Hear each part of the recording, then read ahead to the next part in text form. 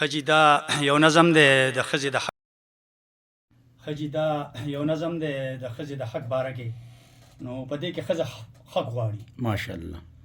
نو د دې نوم دی زما حق. زه خو یو خزه یم باید چې پاتې خزه شم او زه خو ډمه نه یم چې په هر ځای کې د ګډه شم. سبحان الله. او دا خو زما حق نه دی چې زه د نرخځی شم، زه د اشتهار شم، زه د لچه په هر ځای شم. او دغه زما حق نه دی سړو کې چې ورګډه شم، دغه زما حق دی چې سړو نه زه په ډډه شم. او دا د ښځې حق نه دی چې کور نه یې بهر کړه، دا د ښځې حق دی چې جایداد کې حصه ورکړه. سبحان الله. او څوک چې وایي داسې چې نه دا به نوکري کوي، دا به هم دکان ته ځي، هم کار به د پټي کوي، او دا به د سړو سره هم یو شانې سیالي کوي، نو تا چېرته لیدلي چې غواګانې یې وي کړي دي؟ او چا چېرته په میخو باندې هم ریړې راښکلي دي؟ او داسې چې چا کړي نو چا ښه ورته ویلي دي؟ داسې چې څوک وایي چې دا ښځه د سړي په شان، دغه سړی ښکاري ما ته هسې د بویي په شان.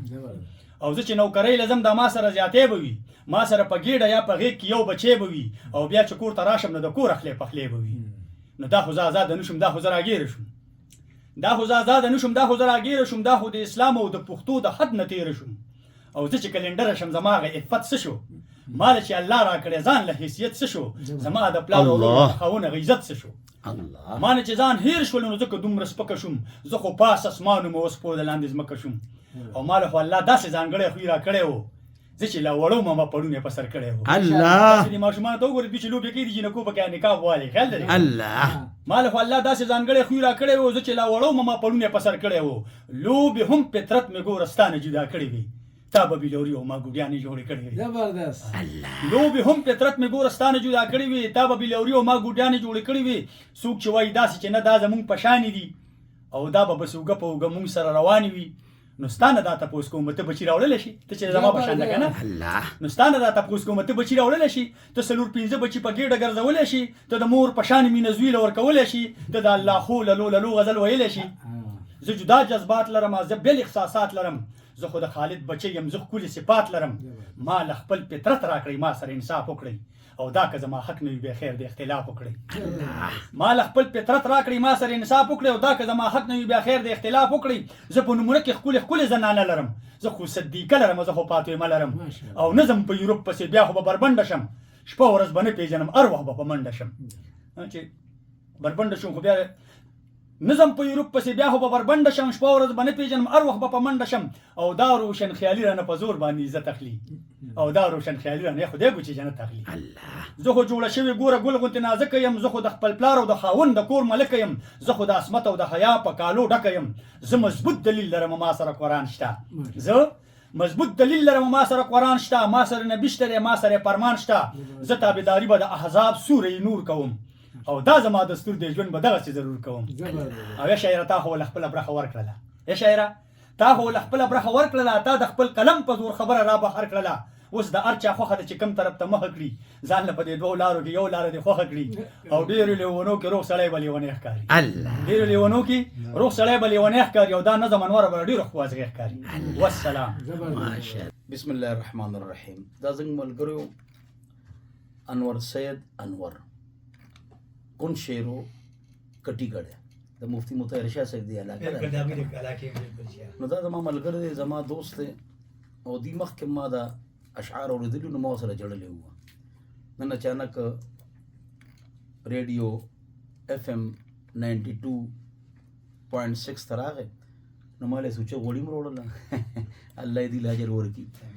او دا اشعار ورته ما وی بیا ووایه، دا موږ ریکارډ کړم، او دا به ډېره فایده وکړي پښتنو لیکه کې، خصوصا بلوچستان، KPK او افغانستان کې. انشاءالله دې نه موږ یو ویډیو جوړو، دا عام کوو چې دا چاته میلو شي که نه، چاته هم دا ویډیو میلو شي، نو بس شیر کوئ. او دا مضبوط مدلل ود ریفرنس دا د قرآن و حدیث ترجمانی د علامه اقبال پشان یا عبدالرحمن بابا پشان. نو دا بهترین دا داسې ټول دی چې ډېرو تقریرونو خلاصه ده، او د قرآن و حدیث مکن او خلاصه او لوبلباب او نچوړ دی.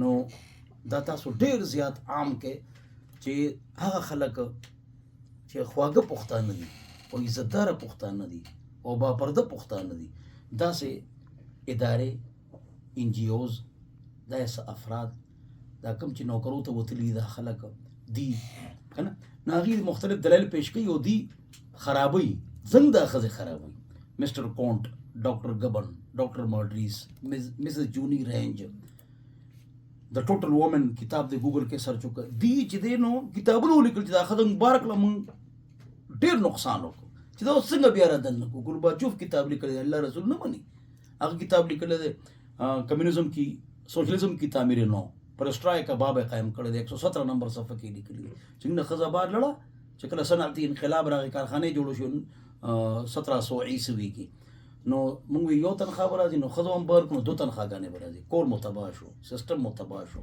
کار متبا شو خاوند خدمت تبا شو او د بار نه کپړې مطلب دی چې ویندل کېږي او راځي فاسټ فوډ د کور سیستم څنګه ټول برباد شو هغه اوس موږ کوشش کوو دا خزه بیا څنګه دن راولو دا ګورباچوف وي الله رسول نه مني د قرآن وایي وقرن فی بیوتکن تاسو مطلب چې کورنو کې وردن نشي او حاجت د پر خیر بار وته شي او د خدای پر چادر او چاردیواری دی چادر او چاردیواری وقرن فی بیوتکن او چادر یدنین علیهن من جلابیبهن نو دا د غیر ایجنټان دي سوی وی چاند اور چاندنی منگوی چادر اور چاردیواری دی وی چاند اور چاندنی منگوی قرآن حدیث پر عمل دی وی بنیاد پرستی منگوی کافر اٹھا کا وقت تاثر ظلم کئی دیو توی دهشگردی منگو آیو چې قرآن حدیث بده عمل وکا دیوی نکل کل بس منزو کو عمره لڑ شو ویخت مخراوا نو دا روشن خیری دی دا اعتدال پسندی دی دا نمونه چې دی دا اسی نہیں راغله